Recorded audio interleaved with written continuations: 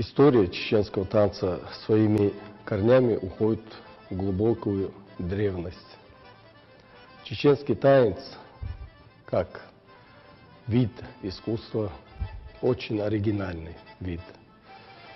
Очень самобытный характер, темперамент и манера исполнения чеченского танца делает его неповторимым и отличительным от всех танцев народов мира. В основе современной чеченской хореографии лежит чеченский традиционный свадебный парный танец.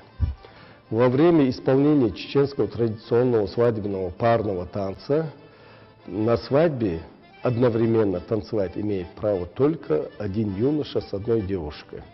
Все остальное не относится к чеченской культуре.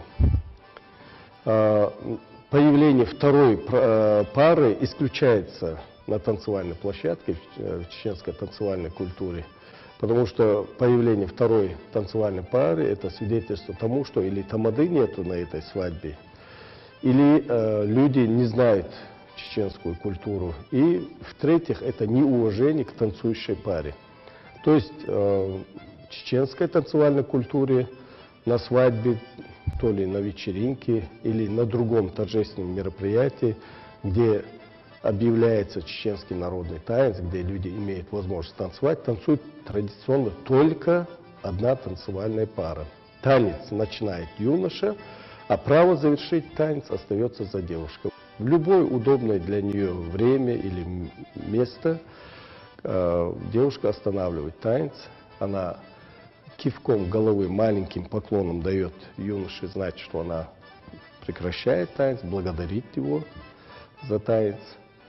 Или может повернуться к нему лицом, двумя-тремя хлопками аплодисментов, дать знак, что она закончила танец. Юноша ведет девушку в танце, юноша задает рисунок танца, юноша определяет рисунок танца, и девушка скромно, проявляя уважение к мужской половине, в танце послушно исполняет тот рисунок, который задает партнер.